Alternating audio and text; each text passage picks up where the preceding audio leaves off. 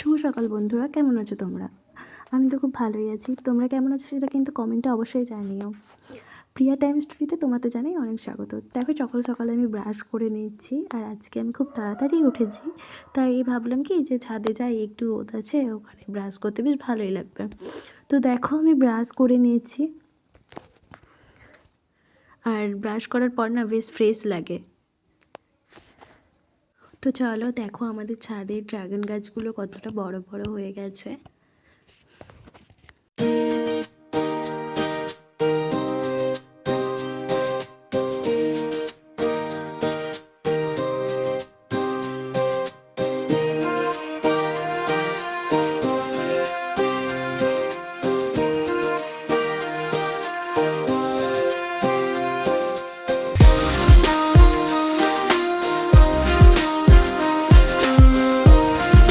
তো চলো একদম স্নান করে ছাদে গিয়ে দেখা হচ্ছে।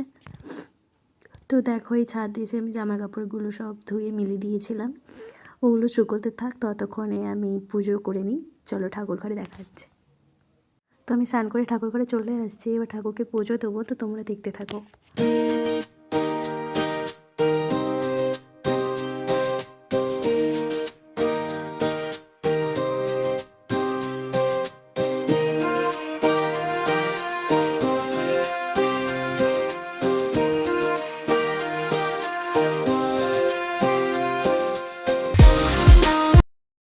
আসলে কি বলো তো, আমাদের বাড়িতেই নতুন হয়েছে, তাই ঠিক করে এখনও ঠাকুর ঘরটা সাজাতে পারিনি।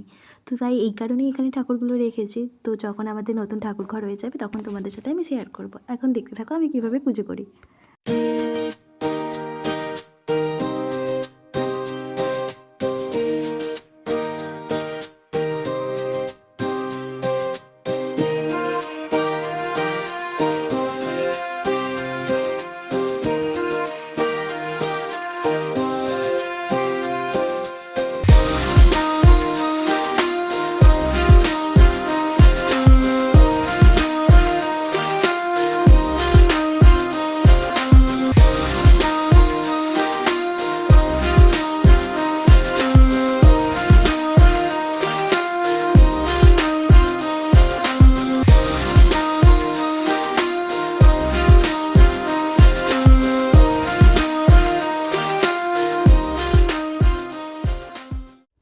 তো দেখো, আমার প্রায় পুজো দেওয়া শেষই হয়ে আসছে। এখন আমি সব ঠাকুরকে ফুল দিচ্ছি।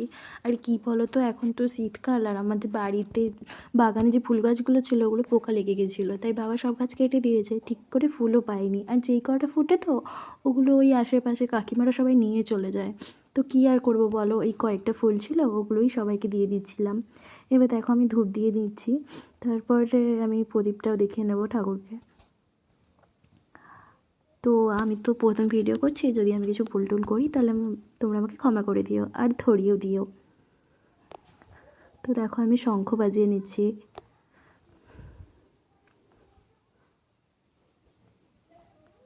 তো দেখো আমার পুজো দেওয়া প্রায় শেষ।